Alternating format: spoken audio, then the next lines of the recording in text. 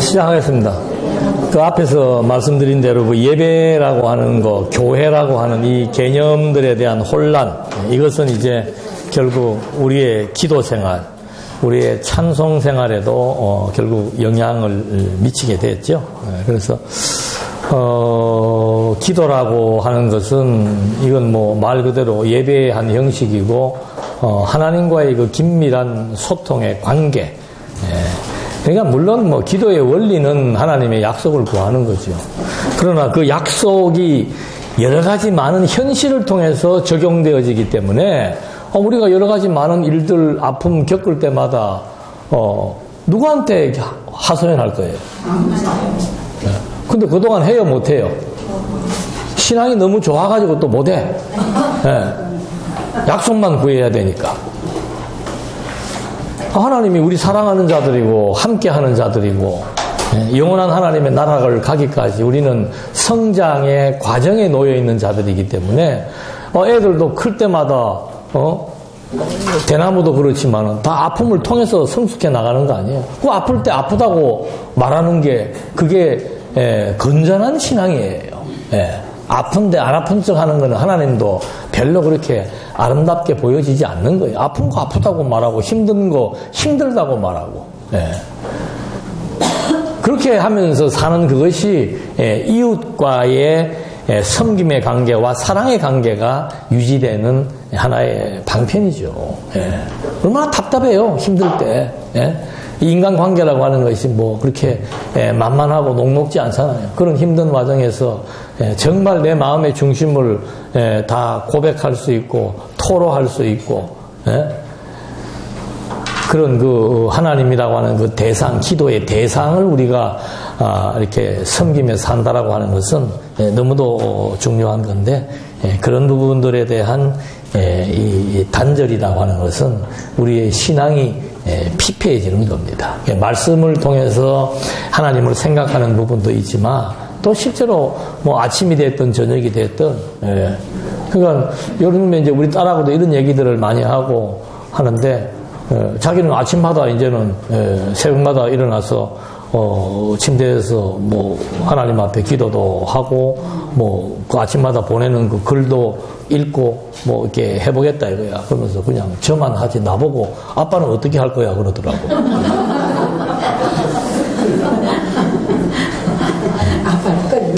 너는 너 혼자 뭐 알아서 해라.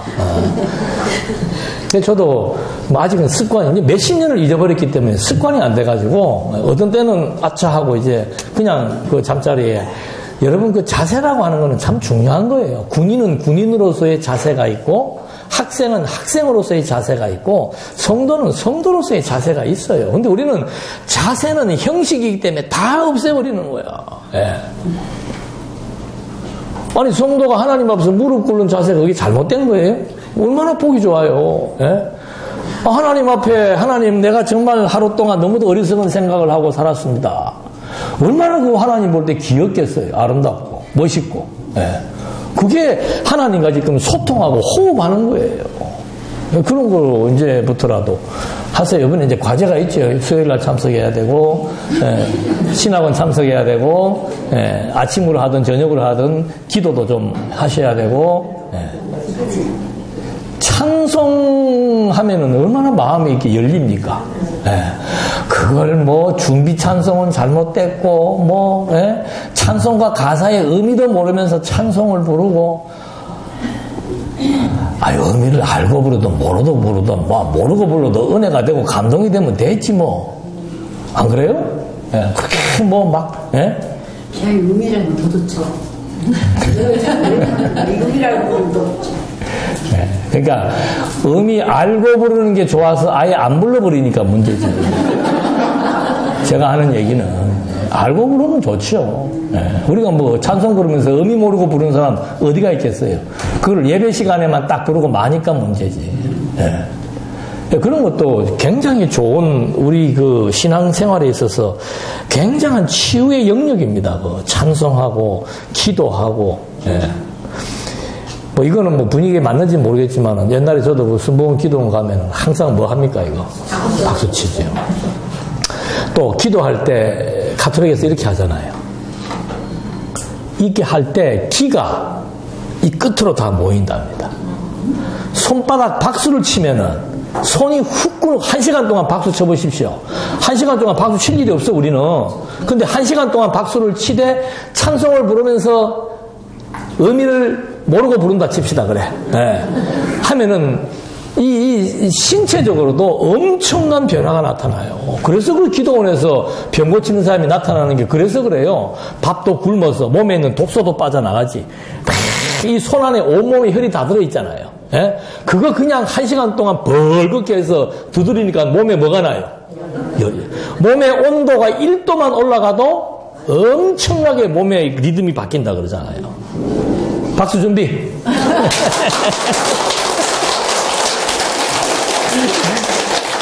이제 그만하세요. 네. 약장사 같아.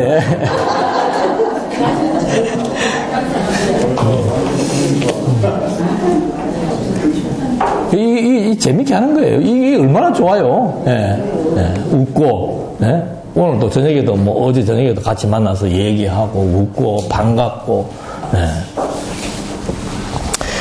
그래서 그런 그 찬송과 같은 그런 그 마음의 감동. 그러니까 하나님께서 그 찬송이라고 하는 것이 그 에베소서에 보면은 창세 전부터 하나님은 계획해 놓은 거예요. 우리를 하나님의 아들을 삼은 이유가 뭔가 하면은 에베소 1장 6절에 보니까 은혜의 영광을 뭐하게 하려고. 기가 막힌 거 아니에요. 그것이 마음으로 찬송을 부르든 입으로 찬송을 부르든 그 형식은 뭐 어디 하나에 국한된 게 없습니다. 예. 그런 그 아름다운 그 신앙의 열매들.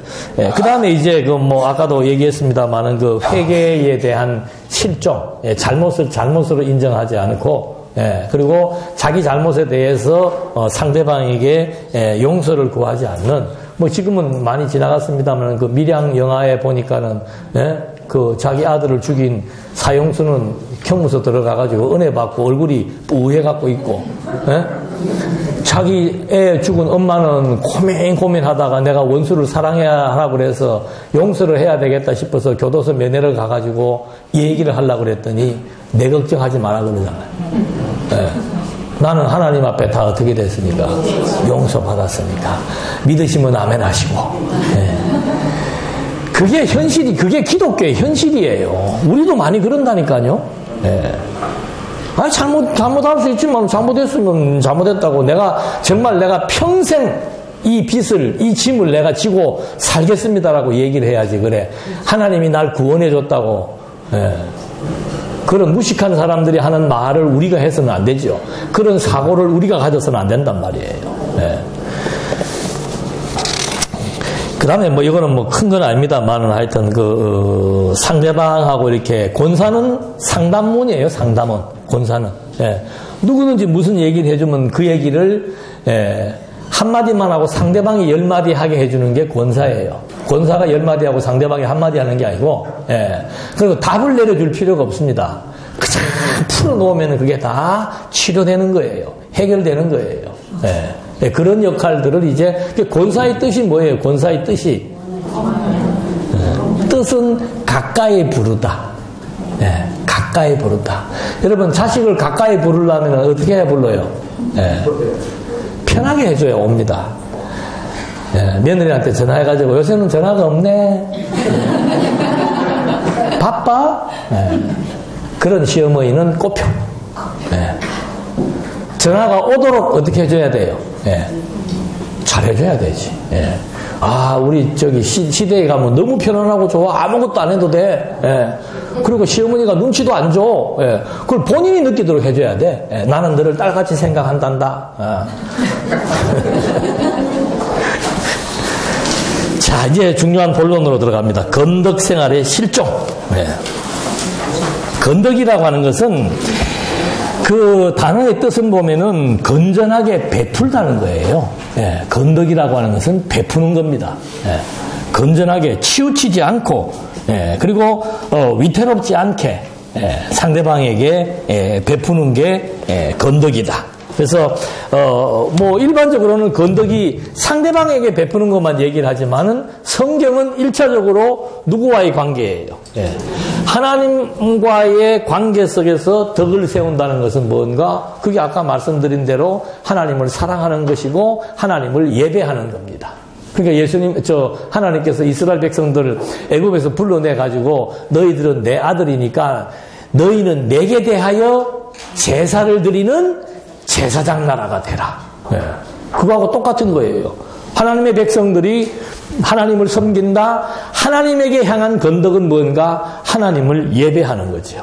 하나님을 예배하는 게 뭔가? 하나님의 기쁘신 뜻을 분별하고 하나님을 의지하고 하나님과 소통하고 교통하는 이것이 하나님과의 예배입니다. 그 다음에는 이제 이게 뭐예요? 좌우로 이제 이웃에게 뭐 한다? 베풀다 그 말이. 그게 이제 고린도서가 말하려고 하는 건덕이죠. 그래서 뭐 이걸 다른 말로 하면은 한마디로 다른 용어로 바꾼다면은 건덕이 좀 어려우니까 그냥 섬김으로 바꾸면 돼요. 위로는 하나님을 섬기고 아래로는 이웃을 섬긴다. 그게 건덕이에요. 그러니까 섬긴다는 말은 또 다른 말로 하면은 돕는다, 애쓴다, 희생한다. 그게 건덕이에요. 우리는 좀 그동안 생소한 용어죠. 돕는다, 누구를 돕는다. 그리고 누구를 위하여 애를 쓴다. 그리고 희생을 한다. 사실 우리 여기 권사님들은 뭐 다 주일날이든 무슨 행사 때 식사하시잖아요. 그게 다 뭐 하는 거예요? 식사당번 하시는 게. 그게 애쓰는 거예요. 애쓰고 봉사하는 거예요. 근데 애쓰고 봉사하고 난 다음에 그 애쓰고 봉사한 것을 엎을 때가 있어. 말 한마디로. 왜 이제 와? 빨리 오지? 밥 먹으러. 다 해놓고. 그 사람 밥 먹을 기분 나요? 안 나요? 뭐 하다 보면 늦을 수도 있고, 분위기 파악 못해가지고 늦게 올 수도 있지요. 그럼 그냥 늦게 와도 미운 놈 떡 하나 더 준다고. 마음으로는 어떻게 해도. 나는 마음까지 뭐 이뻐라 소리는 안 해. 마음으로 미워해도 입으로는 뭐 하지 말아야 돼요? 발설을 안 해야 되는 겁니다. 그게 상대방을 생각하고 애쓰는 거예요. 끝까지 애쓰는 거예요. 반만 하는 게 애쓰는 게 아니고 밉살 부리는 사람에게 표현하지 않는 거. 아이고 잘 왔어, 배고프겠다, 어서 먹자, 이렇게 해주면 이제 최고의 애씀이 되는 거죠. 그래서 우리는 이렇게 막 원론적이고 큰 것만 생각하지 말고 작은 것 말 한마디 한마디에 정말 이 교회는 따뜻한 교회야 라고 하는 것을 느끼게 해줄 수 있는 책임이 누구에게 있다? 왜 시원찮아요?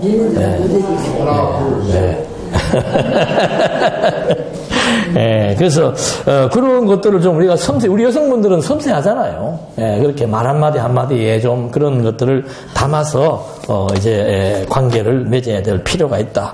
예수님이 베드로 보고 뭐라고 그래요? 네가 나를 사랑하느냐? 자, 베드로가 그리스도를 사랑한다. 근데 예수님은 베드로에게 뭐라고 얘기합니까? 네가 나 사랑하느냐? 그리스도를 사랑한다는 것은 누구를 먹이는 거예요? 양을 먹이는 거예요. 하나님을 사랑한다는 것은 뭔가? 하나님의 아들들, 그리스도의 지체를 사랑하는 것, 그들을 위해서 섬기는 것, 애쓰고 봉사하는 것, 그것이 하나님을 사랑하는 거라고 예수님이 말해주고 있잖아요. 근데 우리는 이걸 자꾸 따로따로 생각해. 하나님 사랑하는 거 따로 하고 이웃 사랑하는 거 따로 하고. 아니에요. 하나님 사랑은 곧 이웃 사랑이다. 그 베드로 보고 어느 정도까지 이웃을 사랑하라고 얘기하는 거예요? 베드로 보고 죽기까지. 네가 나를 사랑하느냐? 3번씩 묻잖아요. 네가 나를 사랑하느냐? 사랑하느냐? 사랑합니다. 아시잖아요. 사랑합니다. 그래? 그러면 내 양을 먹이고 너는 뭐 하라? 죽어라. 내 양을 먹이고 너는 죽으라 말이에요. 그게 그리스도를 사랑하는 것이라고 말하잖아요. 이제 권사의 길에 접어들었으면은 빼도 박도 못해요. 예, 못 나가. 예. 이제는 방향을 틀어야 되죠. 방향을. 복음을 위하여, 하나님의 영광을 위하여, 그리스도의 몸된 교회를 위하여, 예, 약한 지체들을 위하여. 예.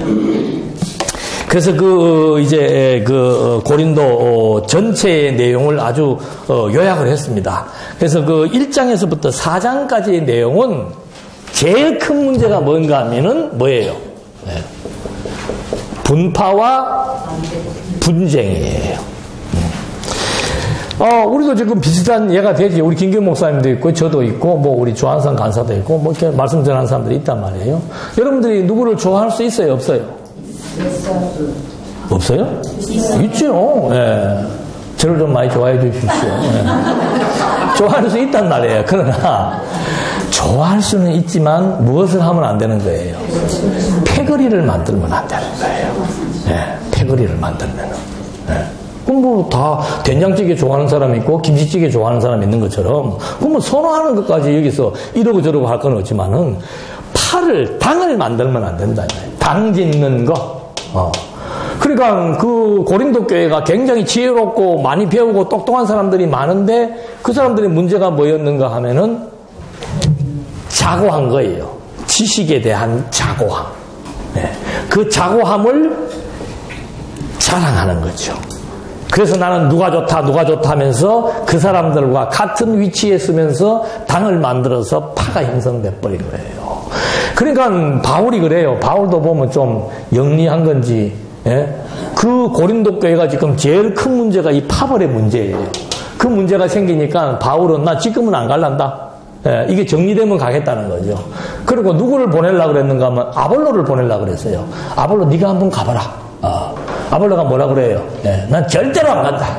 예, 그거 맞는 거죠. 왜 그 파벌 싸움에 아볼로가 파벌을 만든 것도 아니고 바울이 만든 것도 아니고 그 불통에 들어가서 더 큰 분쟁을 일으킬 필요가 있겠냐는 거죠. 그래서 아볼로도 안 가고 바울도 지금은 안 가고 나는 편지로만 쓰겠다 하면서 1장에서 4장까지 해서 나오는 문제가 원인이 바로 뭐였는가? 예, 자랑이죠. 자랑.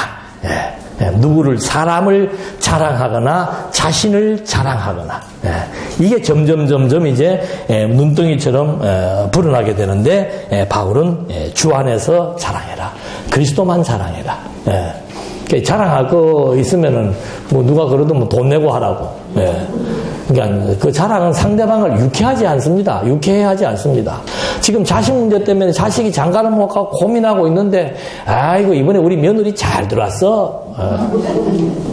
그거는 사람 무례한 거죠. 무례한 거. 예.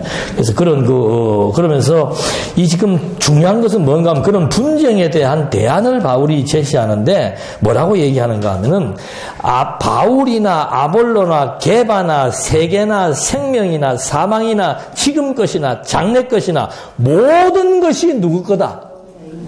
예. 왜 싸우냐 그 말이에요. 다 너희 거다. 다 너희 거다. 자, 그러면서 모든 것이 너희의 것인데 너희는 누구 거다? 그리스도는 누구의 것이다? 자, 이 너희는 하나님과 그리스도에게 종속된 존재라는 걸 얘기해 주는 거예요. 모든 것의 주인은 하나님이다 그 말입니다. 네가 뭘 자랑하려고 그러느냐? 너희들은 하나님에게 종속된 존재들이다. 그걸 여기서 밝혀요. 그게 분파와 분쟁과 자랑을 일삼고 자고해진 고린도 교회를 단합시키는 열쇠예요. 모든 것의 주인은 하나님이고 우리는 그에게 종속된 존재들이다. 그러면서 바울이 좀 이건 이제 비아냥거리는 말투입니다. 너희는 왕노릇 했지만 너희는 잘 먹고 잘 살았지만 우리는 만물의 찌꺼기 같이 헐벗고 매맞고 고문당하고 감옥 가고 하면서 살아왔다. 너희들 대단하다. 그 말 하려는 겁니다. 그 말은 이 말의 의미를 깨달으라 그 말이에요. 어떤 대단한 신분과 위치에 있다 하더라도 결국은 다 하나님에게 종속된 존재라고 하는 사실. 그래서 이 건덕의 원천은 뭔가? 주체를 확인시켜 주는 겁니다. 건덕의 원천을 먼저 제시해 주는 거예요. 건덕, 섬김에 대한 원천은 어디에 있는가? 나와 하나님과의 관계를 설정해 주는 겁니다. 우리는 전부 하나님에게 종속된 존재이기 때문에 하나님을 섬기고 이웃을 섬기는 이것이 성도로서의 가장 아름다운 모습이라고 얘기를 해줍니다. 그 다음에 이제 5장으로부터 9장까지의 내용에서는 여러 가지 이제 많은 문제와 사건들이 발생을 합니다. 제일 먼저 나오는 사건은 분파와 분쟁의 사건. 이것이 1장에서부터 4장까지 나와 있는 거예요. 그 다음에 5장에서부터 9장까지의 내용은 뭔가 하면은 건덕에 대한 성격을 얘기해 주는 겁니다. 섬김의 성격에 있어서 사도 바울이 앞에서 그랬죠. 내가 정말 모든 것에 절제하고 나를 복종시킨다고 말한 것처럼 이 건덕의 성격은 뭔가? 그건 바로 절제에 있는 겁니다. 절제. 자기의 정욕을 절제하지 못해서 범죄를 저지르고 감정을 절제하지 못해서 소송을 하고 자기의 또 정력을 절제하지 못할 때 혼인을 해야 되고 뭐 이런 문제들을 지금 얘기하면서 이 첫 번째는 원천, 건덕의 원천, 이거는 이제 다른 말로 하면은 하나님 앞에서의 겸손이죠. 자고 자랑, 자만의 반대 개념이 겸손입니다. 왜 겸손할 수밖에 없는가? 우리는 하나님에게 종속된 존재라고 하는가? 내 자리를 아는 게 겸손이라고 그랬죠. 왜 아담이 교만한 건가? 아담이 자기 자리를 알지 못하고 하나님 쳐려고 되려고 했던 그것이 교만인 거.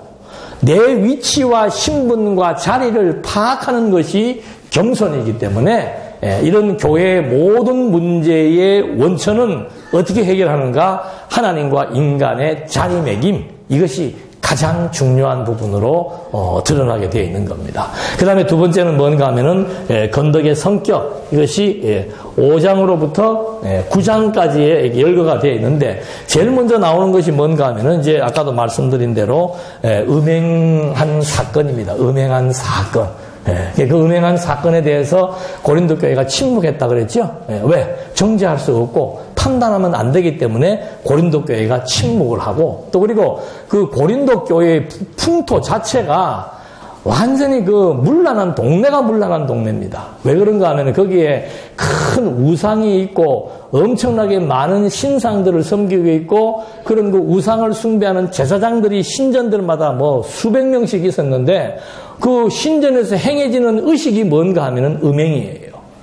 창기들을 갖다 불러놓고 창기들하고 교접을 하게 되면은 내가 다산할 수 있는, 풍요로울 수 있는 길을 받는다, 요즘 말로 그런 식의 종교의식을 행하는 그런 도시였기 때문에 음행이 만연돼 있는 거예요. 그러니까 세상 밖에도 만연돼 있고 그 만연이 교회까지 침투해가지고 교인 중에서 누가 그런 행동을 하고 버젓이 앉아 있는데 그걸 교회가 치리하지 못하고 그냥 보고만 있는 거에 대해서 바울이 얘기를 하는 거죠. 그러니까 성경적인 사랑이라고 하는 것은 깨닫게 하는 겁니다. 잘못했을 때 깨닫게 하고 뉘우치고 돌이키게 하는 이것이 성경적인 사랑이지, 방관하는 거, 방치하는 거, 이건 사랑이 아니고 같은 행동과 마찬가지의 범죄라고 우리가 인식할 수 있어야 되는 겁니다. 그래서 바울은 이런 사람들에 대해서 이제 절제하지 못하는 자들에 대해서 사도 바울이 일단은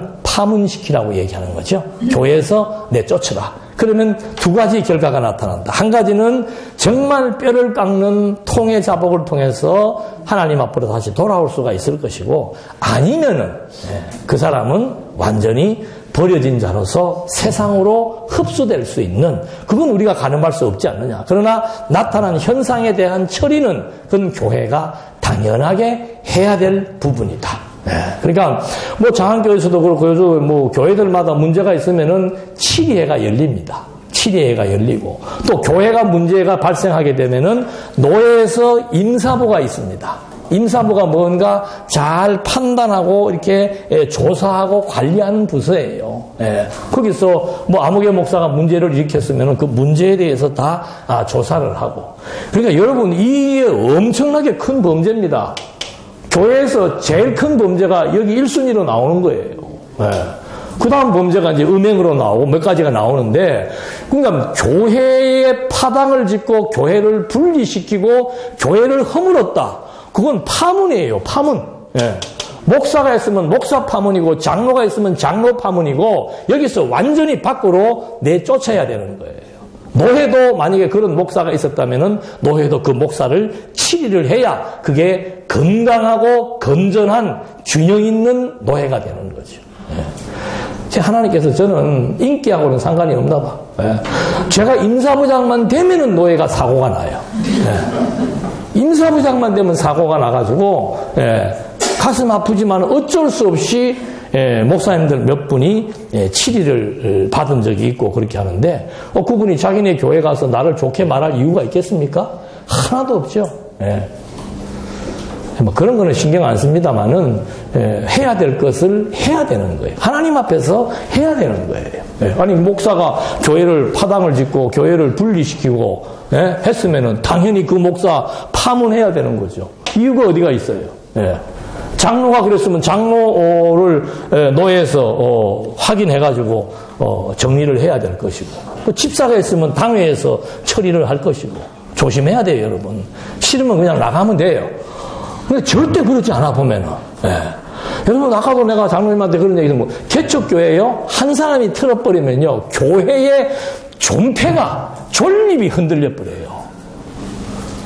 얼마나 그게 대단한 건데. 집사 한 사람이 에이 하고 틀어버리면은 교회가 흔들려요. 그러다가 한 사람이 두 사람이 되고 두 사람이 세 사람이 되고 세 사람이 네 사람만 됐다 하면은 교회는 무너집니다. 거기다가 또 중앙에 있는 실권자가 가담을 해가지고 교회 세워라 교회 세워라. 그건 교회가 세워지는 게 아니고 교회를 분파시키는 거예요. 분파시키는 거. 여러분도 그렇잖아요. 형제 간에 싸우면 어떻게 해야 되겠어요? 화해를 시켜야지. 성도와 성도 간에 싸우면 화해를 시켜야지요. 근데 그거를 갈라서 지금 우리 말씀운동 교회 지역마다 한 군데 교회 있는 데는 하나도 없습니다. 장안중앙교회만 워낙 세가지고 그냥 그대로 버티고 있는 거지. 대구도 교회가 3개인가 그렇죠. 청주도 3개인가 4개인가 되죠. 다 성지야. 교회가 너무 많아. 그 교회 지역 교인들 다 모아도 100명도 안 돼.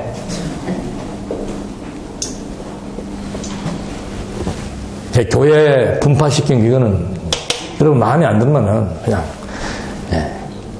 나가시든지 정 그거 하면 목사가 범죄를 저질렀으면 목사의 범죄에 대해서 고소를 해가지고 처리를 하시든지 절대 이렇게 파당지어 가지고 하는 그런 행동은 하면 안 돼요. 그리고 그런 성적인 범죄 그건 뭐 혼자서 뭐 은밀하게 하는 거예요. 누가 뭐 수사관이 돼갖고 조사를 하러 다니겠어요? 어떻게 하겠어요? 근데 내놓고 교회에 와가지고 실제로 그런 일이 있었다 그러잖아요. 자기 아내가 있는데 다른 여자하고 둘이 맨 앞에 앉아갖고 하나님은 사랑이라고 둘이 앉아가지고 또 이렇게 전 교인이 다 아는데 그래 그 부부도 아닌데 부부처럼 해가 앉아 있는 거를 목사는 또 그래 사랑이 많아가지고 서로 사랑이 많아서 그냥 그건 아니에요. 설령 교인이 수십 명이 그 사람 때문에 나간다고 하더라도 그 아닌 건 아니죠. 그래서 그런 것들이 바로 서야만 교회가 세워지는 겁니다. 그 다음에 이제 피차 서로 이제 막 감정에 의해서 고발 사건이 발생하는 그거 그냥 불의를 당하는 게 낫다고 얘기를 해주고, 그 다음에 혼인에 대한 문제, 결혼을 해야 되는가, 워낙 성적으로 문란한 시대였기 때문에 고린도 교회가 그러니까 뭐 이거 결혼을 해야 되냐 안 해야 되냐 하고 막 말들이 많으니까 하나님께서 결혼 안 하고 못 살 사람 같으면 결혼을 하고 혼자 살 수 있는 사람 같으면 혼자 살고 하나님이 주신 대로 하라고 얘기하는 겁니다. 그래서 부르신 그대로 행하라고 얘기하는 거죠. 그 다음에 우상의 재물에 대해서 이것도 우리가 주의 깊게 들어야 돼요. 우상의 재물을 먹어도 됩니까 안 됩니까? 우상의 재물 먹어도 돼요 안 돼요? 뭐 그거 뭐 다 귀신, 그거 뭐 귀신도 별것도 아니고 그거 먹으면 어때? 그 근데 그거 먹어가지고 상처받는 사람이 있으면은, 그게 이웃을 섬기는 거라, 이 말입니다. 괜찮아. 마셔. 혼자 마세요. 혼자 조용하게. 그냥 마실까 말까 하는 사람까지 붙들어가지고 막 먹여서 공범 만들지 말고. 술 먹는다고 지역 가는 건 아니잖아요. 그러나 장로가 앉아가지고 무슨 장로회 끝나고 난 다음에 회식한다고 맥주 하나씩 갖다 놓고 돌리기 시작을 하면은 그거 어떻게 되겠어요? 실제로 교사가 대학부 교사가 학생들 데리고 MT 가갖고 학생들한테 맥주 사오라고 시키고, 학생은 싼 거 사가려고 그러니까 비싼 거 사오라고 그러고. 이게 무슨, 우리 안에서 그랬다니까요. 지금 남의 얘기하는 거 아니에요. 그게 마치 신앙이 대범한 것처럼. 술 먹으면 어때? 담배 피면 어때? 그게 마치 무슨 신앙이 대범한 것처럼. 담배 필 수도 있고 술 먹을 수도 있지요. 그러나 나 혼자서 먹고 피는 건 상관없다 그 말이에요. 주변에 사람이 있을 때는 신경을 쓰라 이 말입니다. 내가 이걸 함으로써 이거 다른 사람들이 폰을 보거나 아니면 그 사람들이 넘어지거나 한다면은 행동거지 조심해야 되는 거죠. 제가 오래전인 얘기니까 제가 신앙 고백을 저부터 또 해야지. 제가 직장 생활 하면서 장안중앙교회 교사를 했단 말이에요. 담배를 못 끊겠는 거야.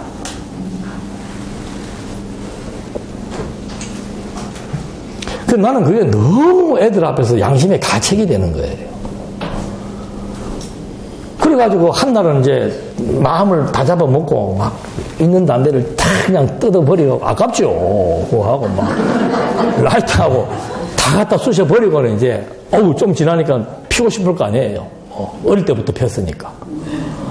그리고 공원에 이렇게 앉아있는데 근데 발밑에 꽁초가 하나 있네. 별 얘기를 다 하네. 나부터 수치를 드러내야 될 거 아니에요. 그래서 그거를 이제 어떻게 해서 지나가는 사람한테 불을 빌려서 꽁초를 피면서 앉아있는데 야 이 인간아 하는 소리가 나거든요. 네가 사람이냐? 그 말은 그거 행위 자체가 나쁘다는 게 아니에요. 그 정도 결단도 못 내리고 너 애들 앞에서 그렇게 또 담배 냄새 풍기면서 그 담배 내가 피는 게 문제가 아니고 애들한테 담배 냄새가 풍겨지는 그게 난 너무도 부끄러운 거예요. 애들은 담배 피면 안 된다고 알고 있잖아요. 그런 애들한테 담배 피워도 괜찮다고 얘기할까요? 그게 우리가 이게 너무 일상적으로 그냥 막 이게 얼거물에 가지고 막 하나님이 하시고 하나님의 은혜고 하나님의 속죄, 영원한 속죄고. 어떤 분이 그랬다고 그러잖아요. 성범죄를 계속 저지르면서 여자분이 아이고 이래가 되겠습니까? 그러니까 하나님이 과거, 현재, 미래의 죄를 다 어떻게 했다.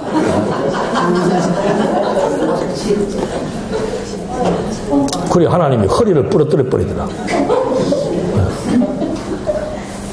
남자는 허리를 부러뜨려 버리고. 여기 내가 협박하려고 얘기하는 거 아니에요. 하나님이 살아 계십니다.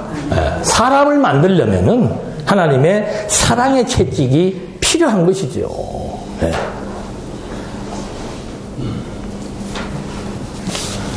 그래서 이런 우상의 제물이라고 하는 것이 사실은 별거 아니지만은 그것 때문에 항상 주변을 의식하는 것. 그건 위선이 아니에요. 약자를 생각하는 것이고 그게 상대방에 대해서 예의를 지키는 것이지 그게 무슨 위선을 하는 겁니까? 내가 담배 피면서 애들 가리키는 게 그게 무슨 그게 뭐 위선이에요. 내가 부끄러운 건데 부끄러운 걸 부끄러운 걸로 알아야 되고 아닌 것을 아닌 것으로 알아야 되지. 과거에는 그랬어요. 과거에 요즘도 그런 사람이 있겠습니다만 옛날에는 막 술집에 앉아가지고 내 장학교 전도사 때 나 불러내가지고 맛있는 거 사준다고 불러내가지고는 일시집에 데려가갖고는 막 소주 마시면 전도사님 안 그렇습니까? 하나님의 말씀 옆에 다른 자리에 앉아있는 사람들 힐끗힐끗 쳐다보고 말씀이 이게 죽인다니까. 그래서 뭐 그 사람들 지금 신앙생활 하겠어요, 안 하겠어요? 다 떠나갔어요. 네. 다 떠나갔어요. 지금 남아있는 사람은 정말 몸부림치는 사람들, 정말 진리가 변함없이 좋은 분들, 예. 그리고 내가 정말 하나님 없이 나는 살아갈 수 없다라고 생각하는 분들만 예. 대구에, 광주에, 충주에, 전주에 예. 연명하고 있는 겁니다. 연명. 예? 우리 장안중앙교회 성도님들, 지방의 교회에 있는 성도님들 수혈받으면서 지금 침상에서 연명하고 있습니다. 여러분들이 서야 돼요. 여러분들이. 예. 우리 장안중앙교회, 그런 말 빼요, 이제 우리 자. 뭔 우리 장안중앙교회. 다 지금 연결돼 가지고 있고, 예. 여러분들을 부러워하고 있고, 예. 아이고, 우리 교회는 장안중앙교회 구역도 안 돼. 여러분, 힘나겠어요? 안 나겠어요? 똑같아요, 사람은. 예. 힘 안 납니다. 예. 그러다가 주일날 한두 명씩 빠져버리면 텅 비죠. 예. 전에는 가득했던 예배당이, 예. 파당 일으켜가지고 교회 분파시켜 놓은 결과로 말미암아, 예. 텅 비었어. 의욕을 상실하고. 그나마 목회자라도 있는 교회는 좀 나아요. 예. 목회자가 막 듣든지 말든지 오든지 말든지 막 굳세게 하니까 남은 사람들은 그나마 좀 이렇게 소생할 기미를 보이는데 목회자가 없는 교회는 완전히 다운되어 있습니다. 동영상 보면 되지. 여러분 동영상 봐요. 왜 여러분들은 동영상 안 보면서 지방에는 동영상 보라고 권해요? 예? 여러분 한 달에 2번 정도 아니면 한 번이라도 김경일 목사님 주일날 다른 데 보내세요. 동영상 좀 보시라니까? 왜 여러분들은 동영상 보면 안 돼? 지방에 있는 교인들은 동영상 봐야 되고. 네. 나 이제 이 강의 안 맡길 것 같아, 이제.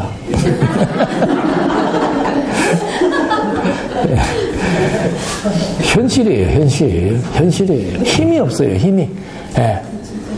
같이 이렇게 막 신앙을 다시 이렇게 불태울 힘이 없어요, 힘이. 그래서 저는 지방에 가서 그 주일날 하고, 어떤 교회는 제가 주일날 안 갔어요. 금요일, 토요일날 하고 왔는데, 자기네들도 주일날 해달라고 해서 가는데, 너무너무 마음이 아파요. 예. 돌아오는 길이 가벼운 게 아니고, 너무 무거워.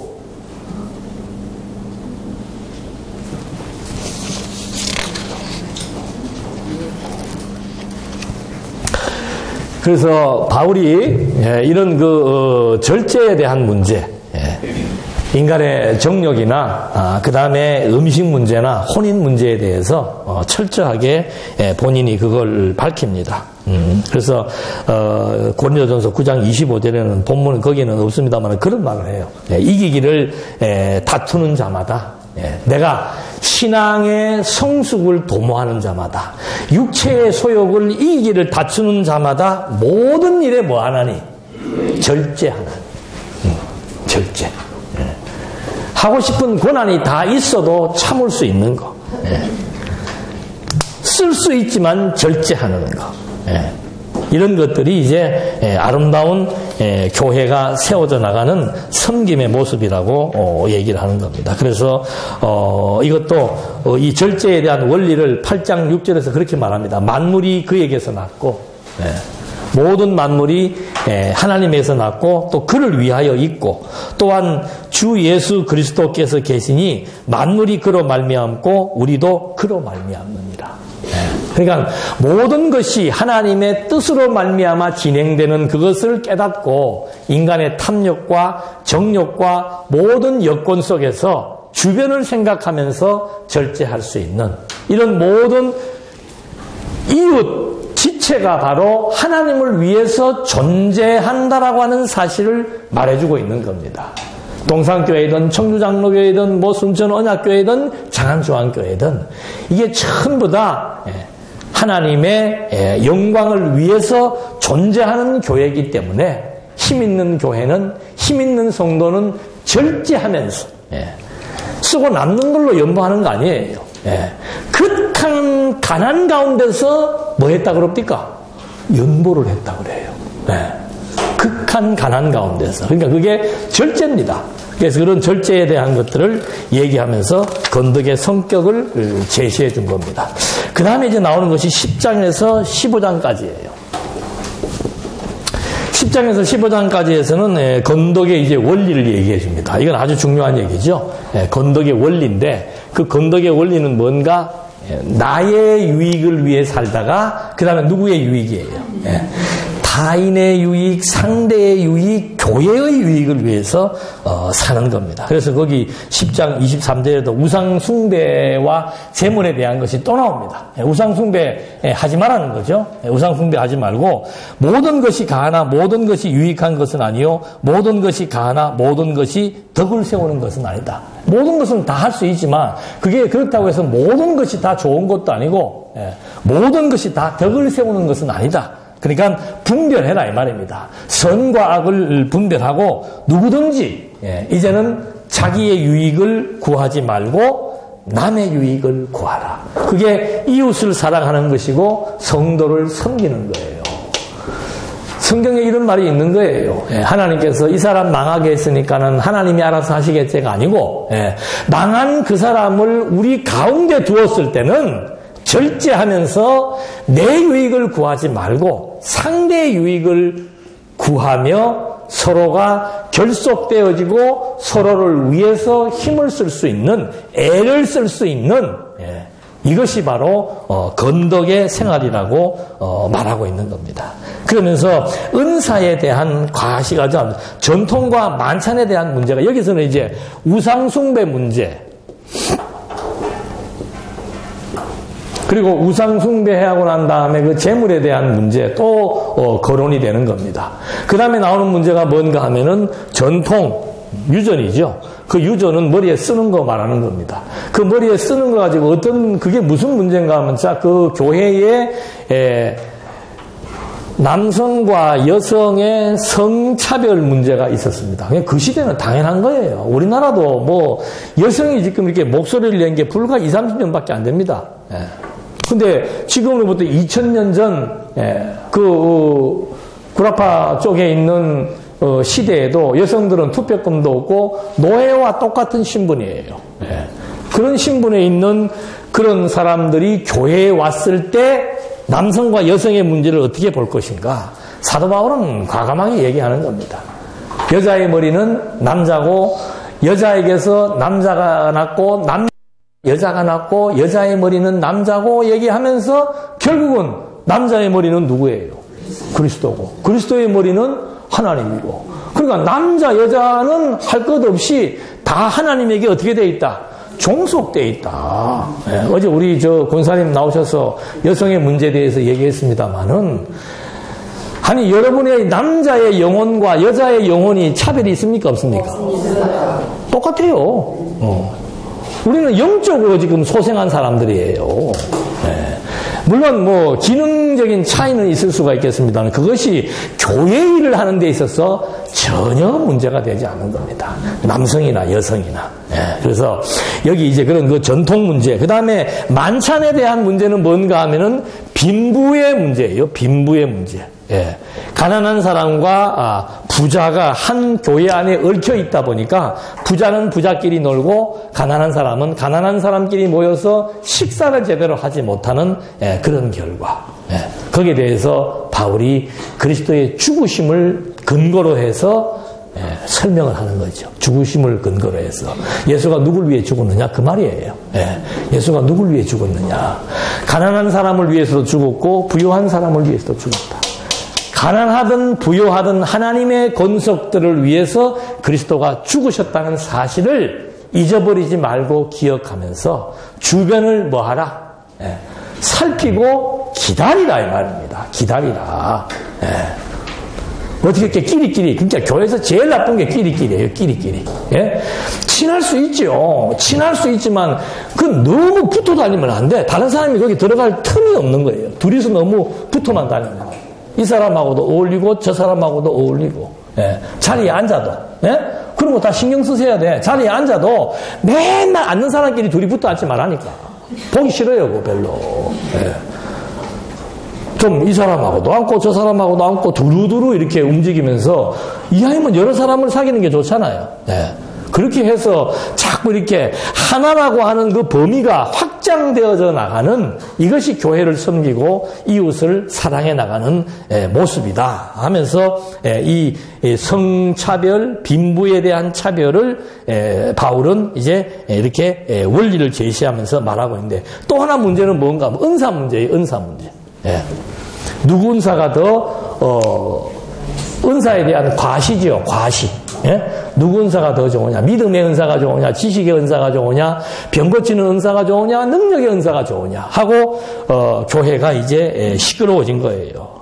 그러니까 바울이 하는 말이 은사는 여러 가지나 성령은 전부 이제 주체 얘기하는 거예요. 아까 이게 모든 만물이 너희 것이고 너희는 그리스도의 것이고 그리스도는 하나님의 것인 것처럼 계속 그런 원리로 말하는 겁니다. 여러 가지 은사가 있지만 그 은사의 원천은 누구냐?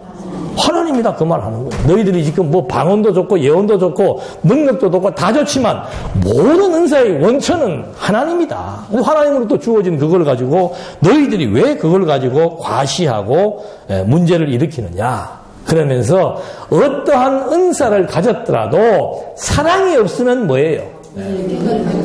자, 여기에서 사랑의 개념은 뭐겠습니까?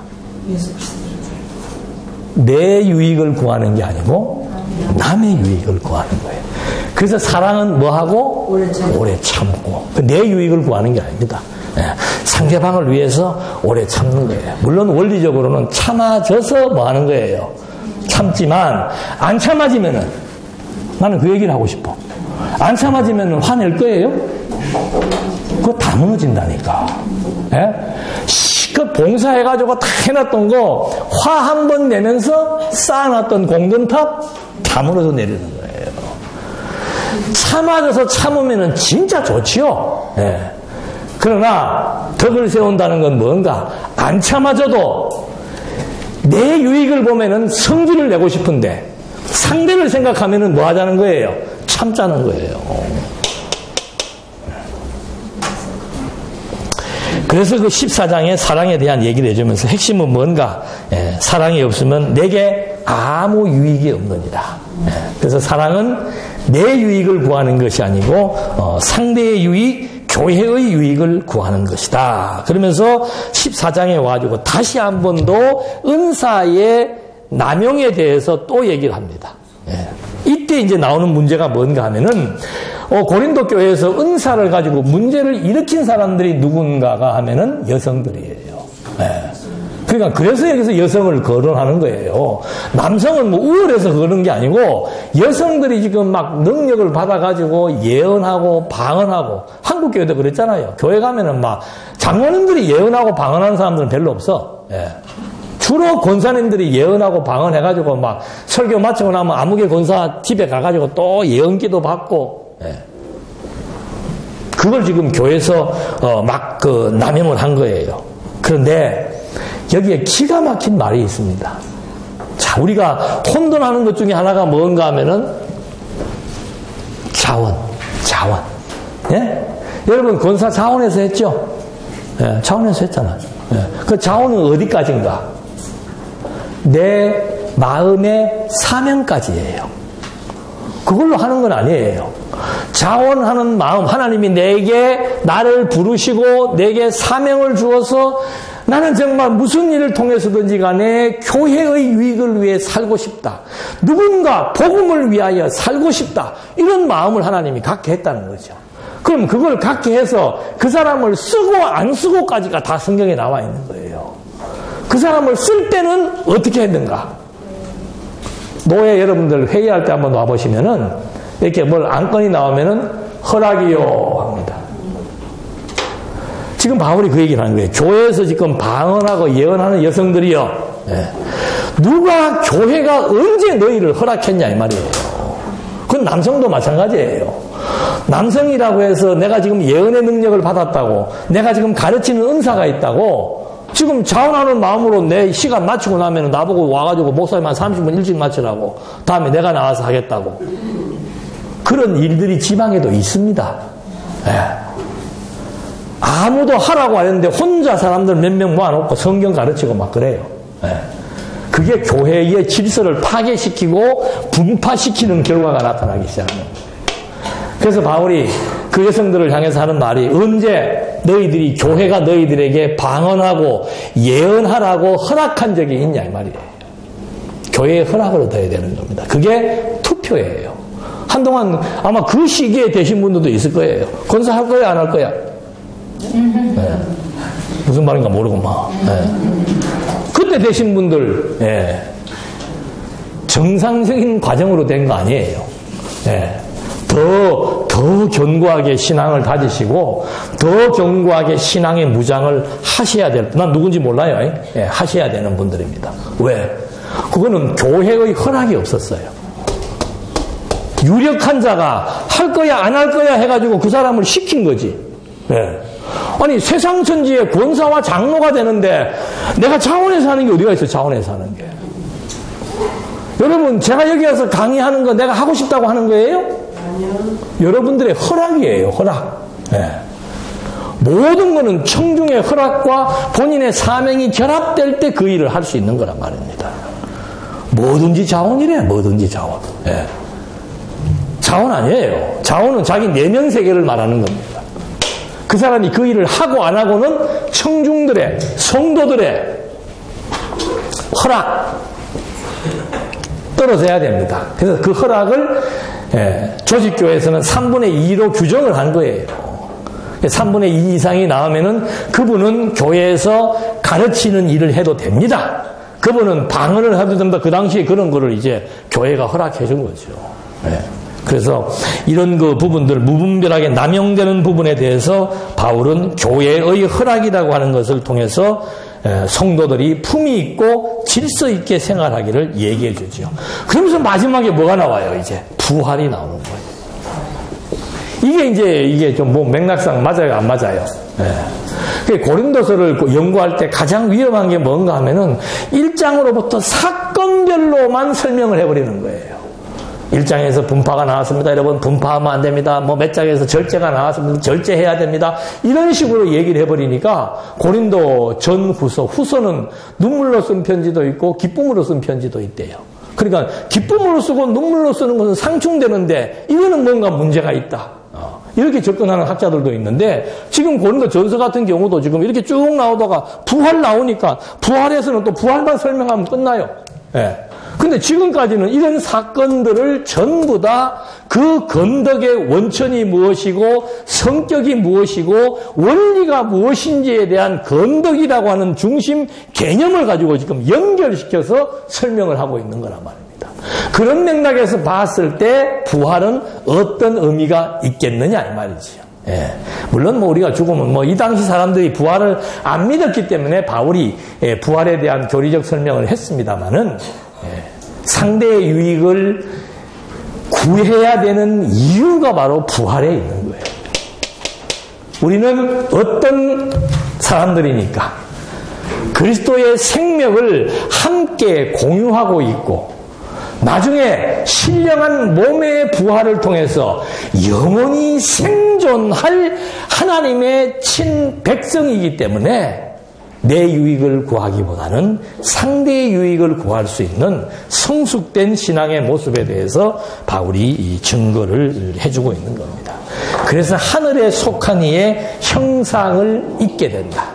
그 말은 뭔가? 하나님의 형상을 입는다는 말의 의미는 뭔가? 아무나 하나님의 형상을 입는 게 아니죠. 창세전부터 하나님의 자녀가 되도록 작정하고 예정해 놓은 자들에게 그리스도를 통해서 하나님의 형상을 입혀서 그 형상은 하나님과 인간이 예배적 관계가 유지되는 거라 그랬습니다. 그래서 아무나 하나님에게 예배하지 않고 아무나 하나님을 아버지라고 하지 않습니다. 그래서 그런 관계에 있는 하나의 생명이기 때문에 한 핏줄이기 때문에 상대의 유익을 위해서 약자의 유익을 위해서 섬기는 그것이 아름다운 섬김이고 교제고 건덕이라고 말해주고 있습니다. 자, 그러면서 작지만 마지막 16장이 따로 빠져 있어요. 16장은 무슨 얘기가 나오는가? 연보 얘기가 나와요. 상대의 유익을 구한다는 것은 건덕의 원리입니다. 원리. 그러면 실제는 뭔가? 상대의 유익을 구하는 구체적인 실제는 뭔가? 그게 연보와 복음을 위하는 사람들에게 협력하는 거예요. 그 16장 얘기가 전부 그 얘기예요. 갑자기 바울이 자기가 돈이 필요해가지고 나 좀 이렇게 해달라 그 얘기를 하려고 하는 것이 근본 목적이 아닙니다. 논리 맥락상 마지막에 지금 이 연보가 나오는 이유가 뭔가? 그 앞의 내용들 10장에서 15장까지의 내용들은 건덕의 원리, 상대의 유익을 구한다라고 하는 건덕의 원리, 하나님 사랑과 이웃 사랑에 대한 원리를 제시했다면은 그 하나님 사랑과 이웃 사랑에 대한 실제는 뭔가? 그것이 바로 연보라고. 그래서 그걸 다른 말로 하면은 성도를 섬기는 일이라고 얘기해 주는 거죠. 하나님을 섬기고 이웃을 섬긴다. 이웃을 섬기는 구체적인 것이 실제가 바로 뭔가? 그게 연보라고 말해주고 있는 겁니다. 그래서 여기서도 보면은 성도를 위하는 연보에 관하여 내 유익을 구하는 게 아니고 성도의 유익을 구하는 연보에 관하여 성도를 섬기는 일인 연보에 관하여 얘기를 하는 겁니다. 그러면서 그 연보에 대한 중요성을 말해주고 있고 그 다음에 그 연보의 용도를 지금 바울이 밝힙니다. 내가 어느 지역을 가야 되는데 가야 될 그곳에 대한 경비를 마련해달라는 것이 연보의 용도입니다. 그러니까 연보라고 하는 것은 복음을 위해서 쓰는 거예요. 그 복음을 위해서 쓰는데 사도 바울이 이런 말을 할 수 있는 이 관계가 참 아름다운 관계예요. 제가 그냥 권사님한테 아무런 그것도 없이 그냥 권사님 나 이번에 중국 가야 되는데 100만 원만 줘요. 그 말 할 수 있습니까? 없습니까? 해야 된다니까.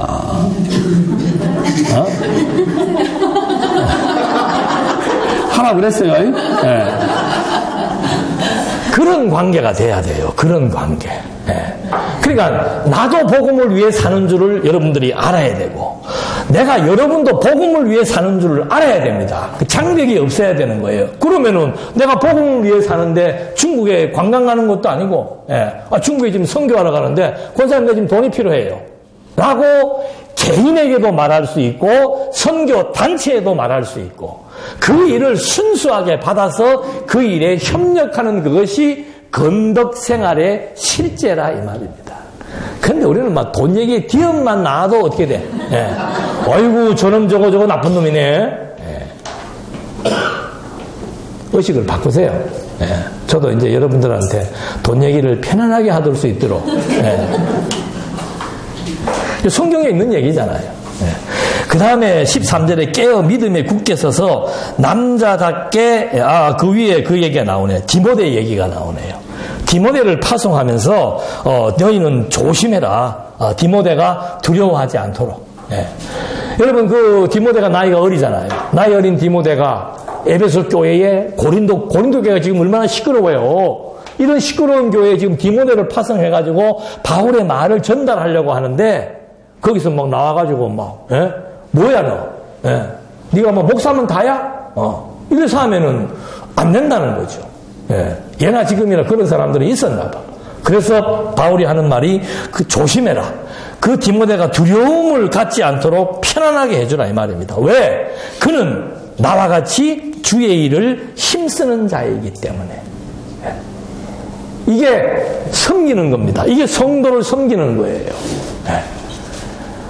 여러분 그동안 한 사람만 죽으라고 섬겨왔잖아. 꼬셔. 나머지 목사들 알기는 사람 같지를 안 알았어. 그래서 제가 그러잖아요. 지난번 지방에 있는 목사님들요, 지금 남아있는 분들 정말 죽을 고생을 하면서 나오는 사람들이에요. 생계의 위협을 받으면서 20년, 30년 목회를 하면서 머리가 휘어지고 은퇴의 날을 기다리는 사람들이에요.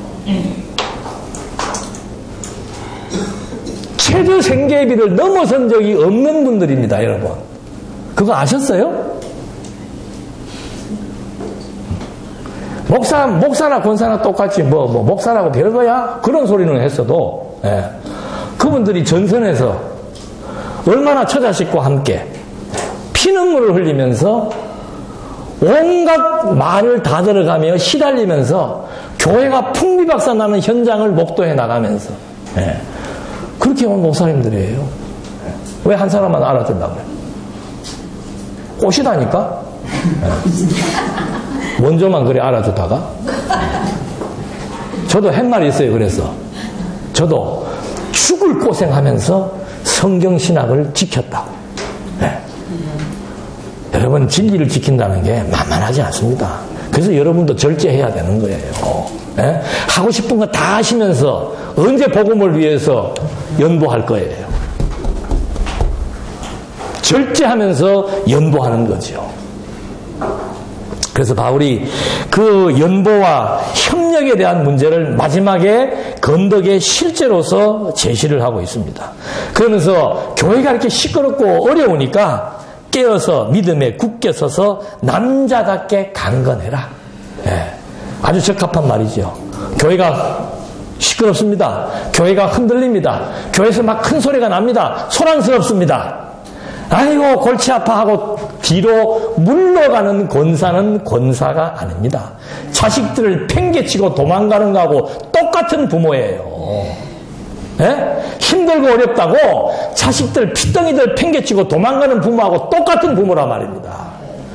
교회가 힘들고 어렵고 피눈물이 날 때 최전방에 서서 몸으로 부대끼면서 막는 게 권사와 장로예요. 여러분 교회가 거저 세워집니까? 어떤 분이 그래요. 30년 만에 동상교회 찾아와가지고 목사님 고맙습니다. 이렇게 교회가 남아있어져서 고맙습니다. 그 인사만 하고 가서 돌아가시더라니까. 나는 하나님이 나한테 그걸 위로의 말씀으로 주신 걸로 믿어요. 평가는 하나님이 하시는 거예요. 뭐 수십만 명을 모았다고 하나님이 착하고 충성된 종이라 그렇게 안 하실 것이라고 나는 믿어집니다. 얼마나 성실하게 자기에게 주어진 맡겨진 임무를 최선을 다하고 사는지가 중요한 거지. 권사님들도 마찬가지예요. 위기는 여러분들의 신앙을 강건하기 위한 좋은 기회입니다. 위기는 성도를 진짜로 돌볼 수 있는, 섬길 수 있는 너무도 아름답고 좋은 기회예요. 앞장서신 분들이 한탄하고 푸념하고 실망하고 좌절하면은 자식들 어떻게 하라고요? 어떻게 힘을 얻으라고요? 교회는 그래서 지키는 거예요. 지방교회 권사님들, 장로님들, 안수집사님들이요, 그 교회 목사하고 똑같이 고생하면서, 어떻게 목사가 생활이 변변치 않은데 장로가 밥이 넘어가겠어요. 그 고통을 같이 감내하면서 지금 이렇게 남아있는 교회들, 이제 다음부터 장로님들이나 이렇게 오시면은 정말 진심으로 위로해 주시고, 격려해 주십시오. 그래서 이렇게 깨어서 남자답게 강건하고 모든 일을 무엇으로 행하라? 사랑으로 행하라. 상대의 유익을 위해서 행하라. 형제들아, 스데바나의 집은 곧 아가야의 첫 열매요 성도 섬기기로 작정한 줄을 너희가 아는지라. 성도 섬기기로 작정한 게 뭐예요? 연보하기로 지금 작정했다 그 말입니다. 내가 너희를 권하노니 이 같은 사람들과 또 함께 일하며 수고하는 모든 사람에게 뭐하라? 건방져 장로할 길을 우습게 알고, 그건 말이 아닌 거예요. 그런 소리는. 옛날에 그런 분들, 그런 말씀 하시는 분들 간혹 있더만. 장로할 길을 우습게 알고, 선배할 길을 우습게 알고, 그 우습게 알아서 하는 게 아니고, 우습게 보이니까 우습게 하는 거예요. 교회를 위해서 그렇게 수고하고, 헌신하는 거 다 압니다. 여러분들 초신자들에서 모를 것 같죠? 성함은 몰라도요, 이래 앉아서 나름대로들 다 판단하고 다 살펴요. 어떤 분은 왔다 갔다만 하고, 어떤 분은 무거운 거 지고 왔다 갔다 하고, 어떤 분은 괜히 바쁘게만 왔다 갔다 하고, 개미 봐요, 개미.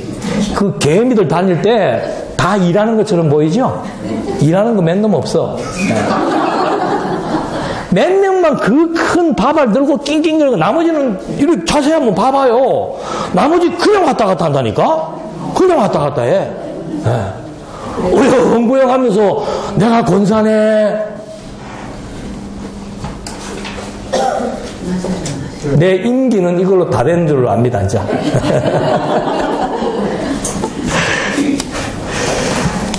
그래서 그렇게 함께 일하면서 수고하는 사람들 알아줘야죠.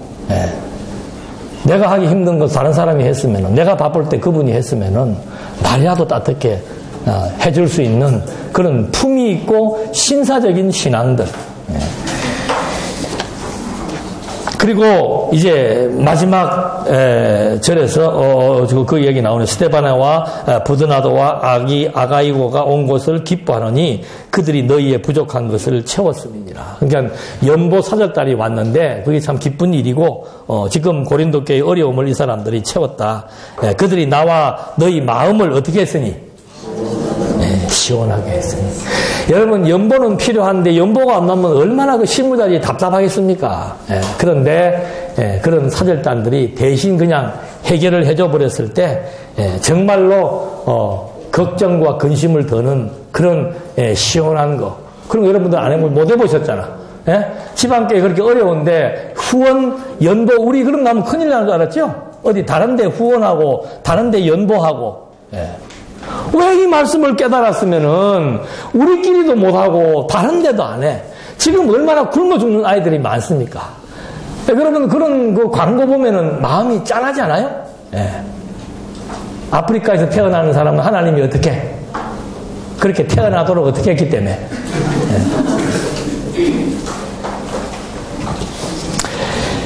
그래서 16장 22절 이제 다 총괄해서 하는 얘기입니다. 바울이 정말로 건덕이 무엇인지 섬김이 무엇인지를 다 말해 주었습니다. 만일 누구든지 주를 사랑하지 아니하면 저주를 받을지어다. 파문당할지어다. 우리 주여 오시옵소서. 반드시 그리스도가 오실 것에 대한 확신이 있고 이 교회가 그리스도의 몸된 교회라고 하는 확신 때문에 바울은 자신 있게 이 말을 하는 거죠. 교회를 분열시키고 분파시키고 성도를 섬기지 않는 주를 사랑하지 않는 자들에 대한 경고를 하는 겁니다. 그러면서 주 예수 그리스도의 은혜가 너희와 함께하고 그리스도의 은혜가 여러분들에게 넘치고 감동이 있어야 되고 나의 사랑이 바울이 고린도 교회를 향한 사랑이 그리스도 예수 안에서 그리스도 예수와 함께 너희 무리와 함께 우리가 사랑을 나누고 공유하는 아름다운 교회. 여러분 우리 이제 이거 만들기 위해서 절제하고 애쓰고 희생하고 그것이 인생의 가치입니다. 70이 되고 80이 되었을 때 나는 그동안 무엇을 위해 살았던고 했을 때 하나님이 보실 때 가장 아름답고 선한 일에 반열에 서서 그 일을 하며 살았다라고 하는 자기의 인생에 점을 찍을 수 있는 의미 있는 인생, 가치 있는 인생, 정말 교회가 얼마나 소중한 것이고 성도가 얼마나 소중한 존재인지를 우리는 사도 바울의 편지를 통해서 또 한번 확인해 봤습니다. 기도하시겠습니다. 은혜와 사랑이 풍성하신 하나님 아버지, 우리는 그동안 하나님에 대해서 부분적으로 알고 편협되게 알아서 여러 가지 많은 상처와 또 여러 가지 많은 어려움들을 제공한 원인자도 될 수 있습니다. 하나님 이제라도 우리가 바른 신앙, 균형 있는 신앙을 갖고 정말 하나님을 섬기고 교회를 섬기는 또 하나님을 위하여 성도를 위하여 살아갈 수 있는 가장 품격 있는 아름다운 삶을 우리들에게 허락해 주시고 정말 의미 있는 일을 위해서 땀 흘리고 희생하며 애쓰며 살아갈 수 있도록 하나님의 은혜와 그리스도의 사랑이 함께 하시기를 예수님의 이름으로 기도드립니다. 아멘.